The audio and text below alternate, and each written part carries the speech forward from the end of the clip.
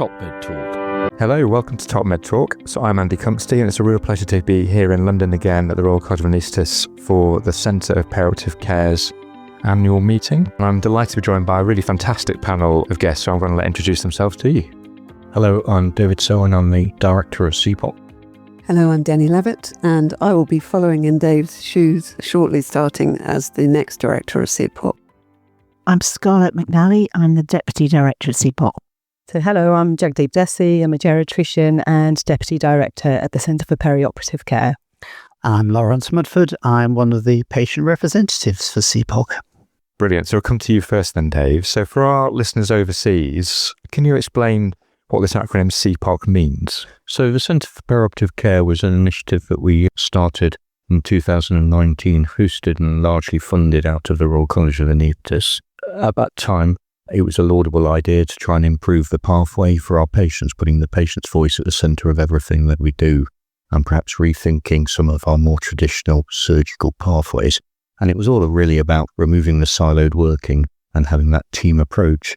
And some of the successes that we've had, obviously we had the impact of COVID in the midst of all of this, but some of the successes have been because we've managed to bring the variety of voices to the table and to ensure that they've been listened to. And by those voices, I mean the strength of the patient's voice and putting the patient at the centre of everything that we do and think about, but also, importantly, the surgical voice, but also not just the surgical voice and the anaesthetic voice, but actually all of those other clinicians, all of those other members of the team who provide that multidisciplinary, multi-professional approach to looking after our patients. So that's our medical colleagues, but also our GP colleagues, nursing and allied health professionals, pharmacy colleagues. So it's a truly inclusive approach, and I think that's the novelty of it. And one of the strengths that we've got is that in the senior leadership team, we've developed an approach that comes at problems and finds solutions from different angles, from a different background.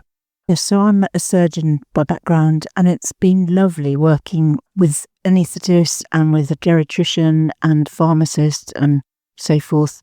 Because the problem is, ordinarily you work in your own environment, your own specialty, and then in a way, if you ask a question about something in another specialty, you don't know if that's a complicated question or a very simple thing. So what we've done at the Centre for Perioperative Care is shared the skills and shared the knowledge and produced a lot of guidelines about what the pathway should be for people with different conditions such as frailty, diabetes, anemia, preoperative assessment and optimization. We've done a number of those guidelines. All the resources are there on our website, www.cpoc.org.uk. They're all available for free, and we're very grateful to the Royal College of Anaesthetists for the funding of this and making these available for free. It's been great working with the board partners and also using some of their resources so they can push out some of our messages via their newsletters and other communications. I've learned so much from others, but a lot of it is just working out what's simple and what should be a standard thing in a pathway, and then cutting out the queries and the challenges and the difficulties. We've also done some work on behaviours, because some of that is lack of knowledge of what the other person is trying to do in the team. So it's been great, and it's Denny's job to move that all forward, particularly with the implementation, because we've got these things, but we need people to know about them and know how to use them. Yeah, thanks. It's been a fantastic 6 years observing this from the outside, from a starting point where perioperative care, perioperative medicine was still not widely appreciated across all of our specialties. And, we've now had a establishment of a centre which is now well recognised, I would say, and has had an impact across specialties. The team have done an amazing job working together and creating, for example, a huge wealth of clinical guidelines, which I know many of my colleagues working in different centres have found really helpful while trying to transform the pathway, because, change management is always quite challenging, and it really helps if you have a roadmap, which I think those guidelines very much serve as. But I think we all also appreciate that there is a little bit of a implementation gap. We now know what we should be doing more clearly from the multi-professional standpoint in some of our pathways, but I'm not sure that we've achieved that universally. And I think that's an area that we hope to focus on in the coming years. In particular, we have as you can tell from today's meeting, it's a great strength of CPOC. There's a clinical lead in each acute trust across the country. And that gives us a network, to be able to feed into local implementation. And what we want to do is probably build on that, maybe extend that so that we have representation from allied health professionals, surgeons, anaesthetists, physicians, and try and provide some more implementation toolkits to help drive forward the change that we desire. I think we've looked at the PQIP national audit of perioperative care practice. And although we've had an anemia guideline now for several years, it's available and everyone knows that it's the right thing to address anemia preoperatively. It's disappointing to see that 25% of major surgery patients in this year's report have untreated anemia on the day of surgery. There are centres that have very effective mechanisms and pathways for addressing that, and we need to help drive change in those that don't. So I think lots of exciting work yet to come. It means working very closely with our leads and trying to drive change. We're going to have a listening session today at the end to what the leads feel that they need to help move things forward or where they think the challenges are. I get contacted a lot about business cases, and it's often the finance of starting some of these change projects, and maybe providing template business cases may help. I'm really looking forward to hearing what all the different leads are doing with different projects and how to carry it from one place to another, because change that's actually worked is much easier to do in a similar way in another place, whereas change that's inflicted from above, should we say, often has unintended consequences or other things get adjusted. A perioperative approach works. In the second year, we did a big evidence review and we showed that complications could be reduced by 30 to 80% with a team approach and with preparation for surgery. And length of stay can be reduced between 1 and 2 days. We've worked with others, such as Getting It Right First Time and the British Association of Day Surgery on the day surgery delivery pack, because there's a huge variation in patients having their surgery as day cases versus being admitted. That often creates extra difficulties with complications and slow down lists trying to find patients and so forth. So it really is a big win for efficiency and for the patient outcome and staff satisfaction. It's so lovely to do a good day's work and go home for tea or finish the shift, and to feel you're building up the team together is really good, but you're working on the same roadmap of what needs to happen, so people don't feel offended if you ask them about something, for example. And yeah, it's a lovely way to work, but there is evidence that it works, but you need that bit of funding sometimes to get going with some of the initiatives. I think that's another important priority. The team have worked really hard to develop with NHS England and Health Education a syllabus both for physicians and non-physicians that want to engage in perioperative care as a large part of their day-to-day work. And I think that will really help support the implementation because, challenges with workforce, the way perioperative care has grown up, lots of specialties are involved. Often, I think, in any particular centre, it's turned out who was the early champion, and it tends to have grown in that specialty. But actually, it's more about skill set. The best teams are ones that have representation from physicians, anaesthetists, surgeons. I think we'll find the same thing because we all bring different skills to the table, but having a syllabus which defines those skills, whatever your background, I think will be really helpful to, promote implementation.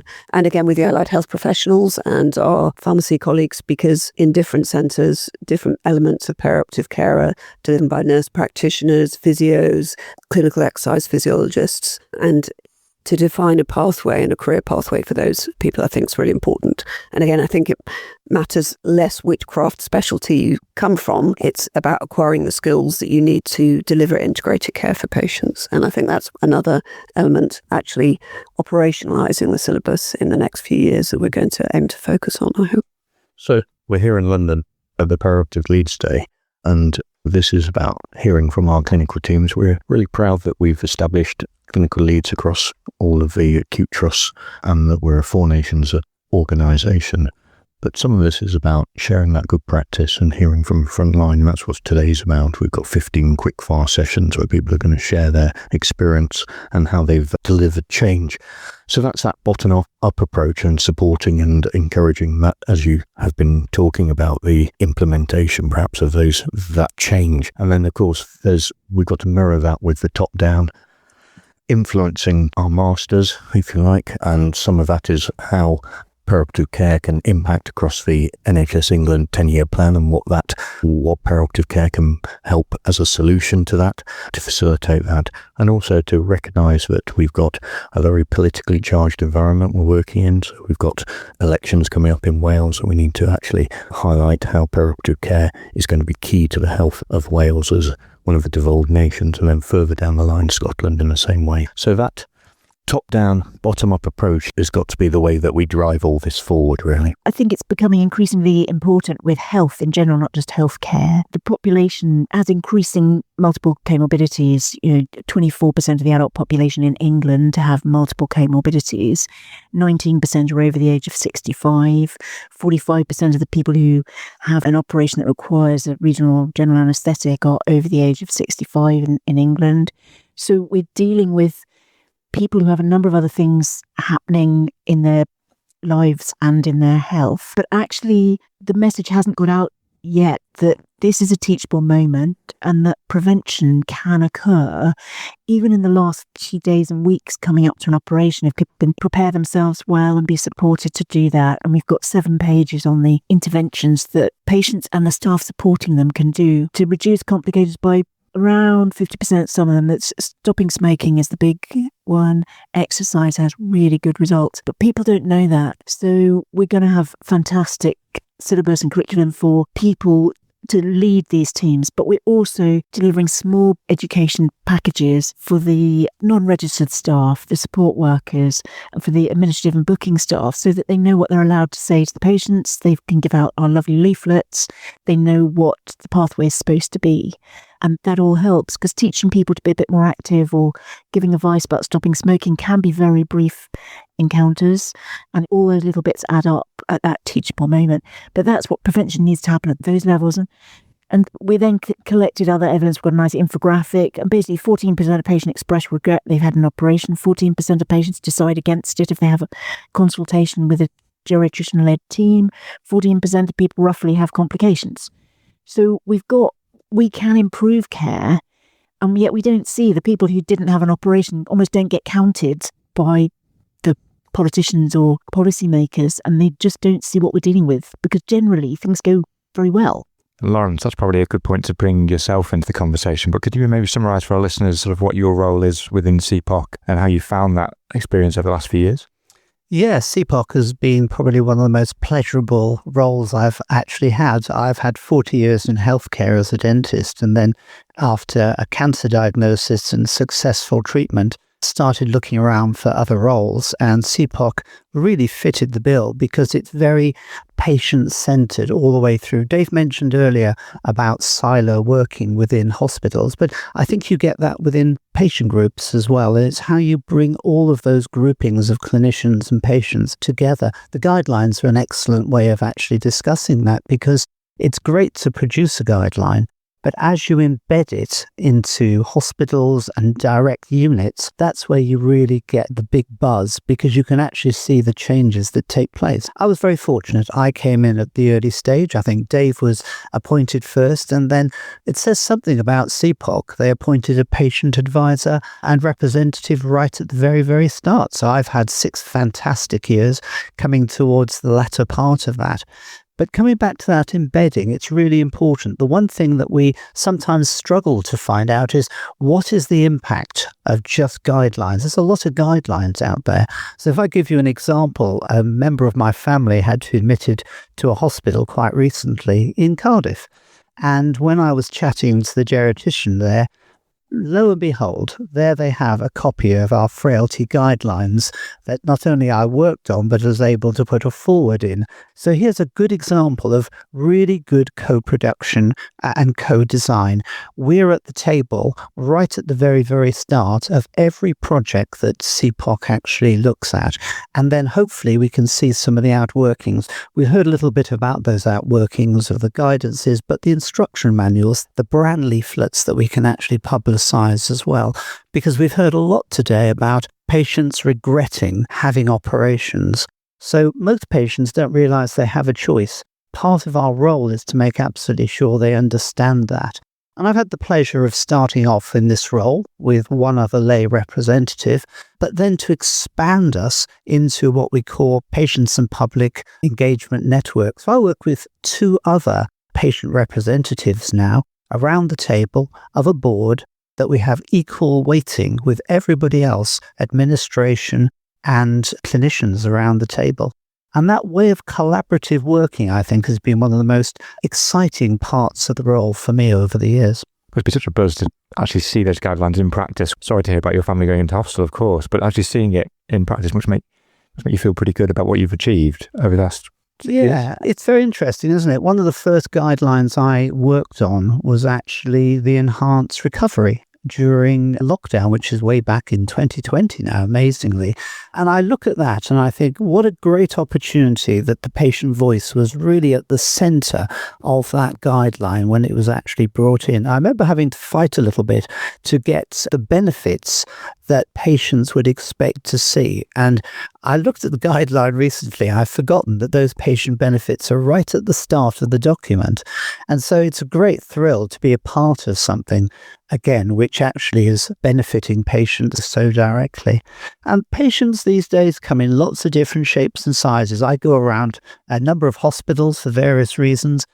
Patients are getting bigger. Obesity is a huge problem within the UK. We used to joke about it from overseas countries without naming names, but it's certainly a big thing in the Welsh Valleys. It's a big thing in hospitals in Crawley. It's a big thing throughout the whole of the UK. Here are generations of patients who don't understand. They're actually empowered to ask questions. They can ask about shared decision making if they only knew about it. And perhaps some of those patients, for the right reason, wouldn't go ahead, as we've heard before, with an operation, with all of its quality of care, but quality of life coming out of an operation may not be quite so good.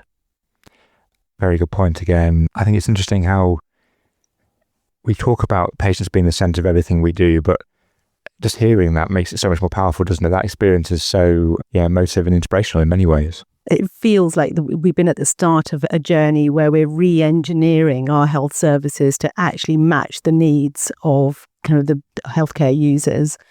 And that is reinventing centuries-old approaches to the delivery of care, where people have sat in their silos, surgeons, or we even talk about surgical patients versus medical patients.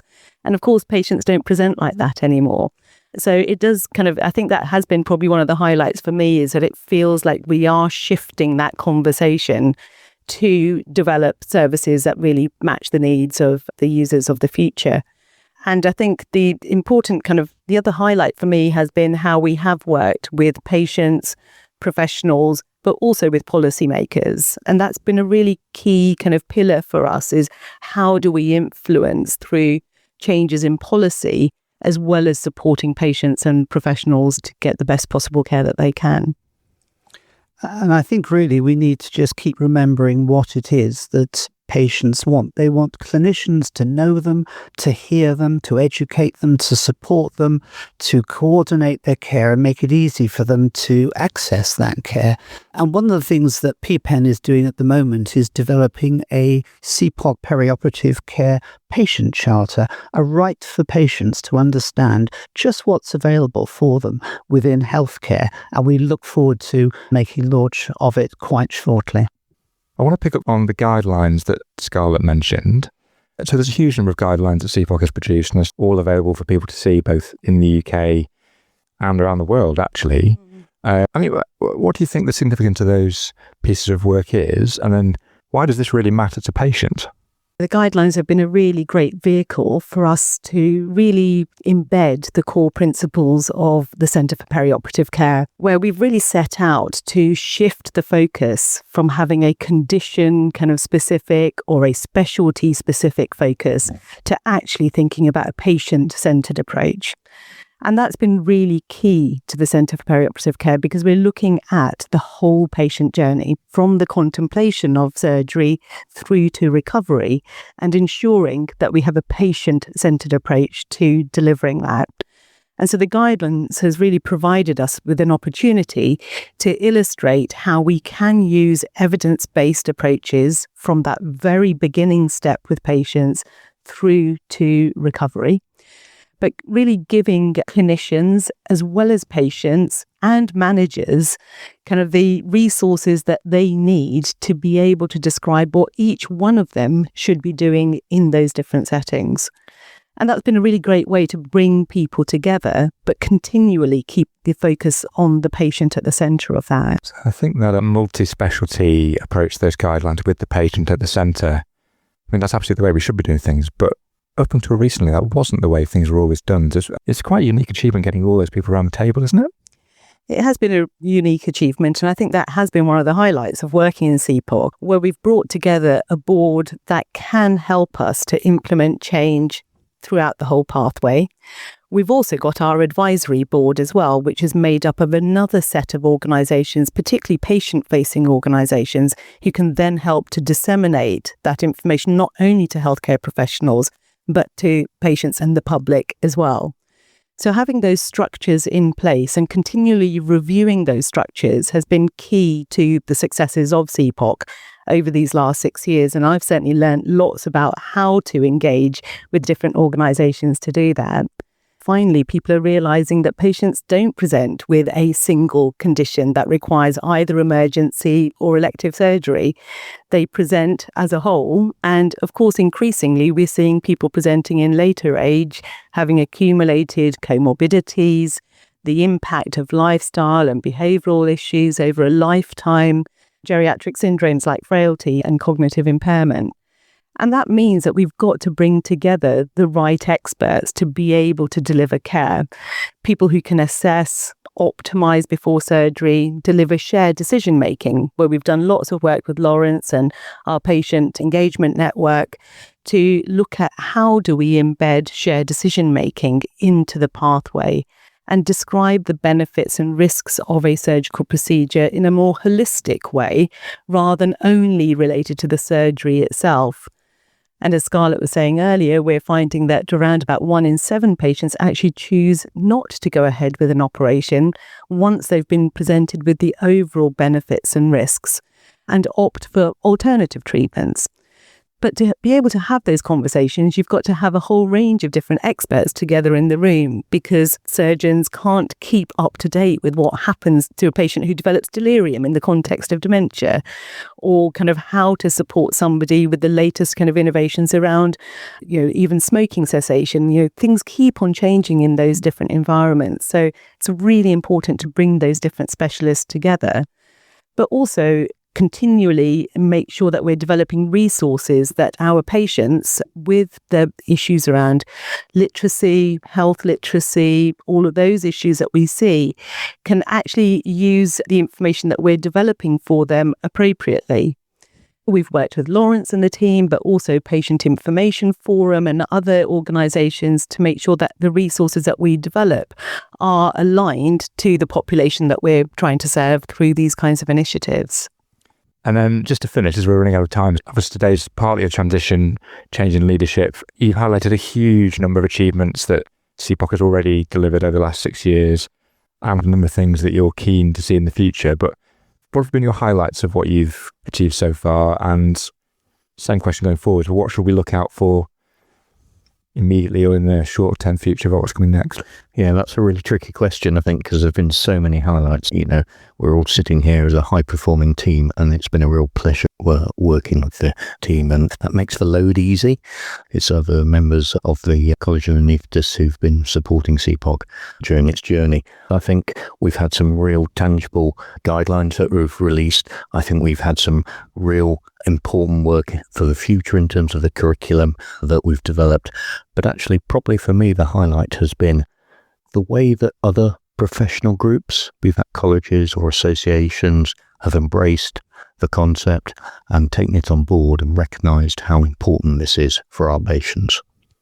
Looking forward, most importantly, what's coming next, Denny? I think we had a strategy that was built initially on 5 pillars that all actually are still extremely relevant today, focusing patient empowerment, influencing policy, educating and providing for the workforce were key about in those. And I think going forward, if I were to think of 2 main priorities, the workforce, as I said, and actually operationalising education of the workforce and addressing the implementation gap. And I think supporting digital transformation in the pathway is an important way also to assist, particularly in times where resource is limited, improving the efficiency with which we do things, I think, rather than always needing more staff is actually also an important thing to be thinking about for the future. But as Dave said, critically remembering that the patients in the middle of everything we do, and that we co-develop these particularly digital interventions with their input and support. Excellent. Well, thank you for everything you've already achieved, already been replicated around the world, and thank you for everything you're about to do. Thank you for those of you listening at home to TopMedTalk. As always, you can hear us online on our website through social media. If you do find us on social media, please hit the thumbs up, hit like. It really does make a difference to us. And as always, thank you to our sponsors for keeping us free at the point of listening around the world. And this year, that is BD and GE. Thanks again for listening. TopMedTalk. Thanks for downloading TopMedTalk. Don't forget to subscribe, check us out on YouTube, and of course on social media. We're on Instagram, Facebook and X. Also, it's important to remember that TopMedTalk is the broadcasting arm of EPPOM, Evidence-Based Perioperative Medicine. We'd love you to find out more about that, and the way to do that is eppom.org. Check out our website and find out about some of the incredible conferences we're going to be arranging across the year. eppom.org.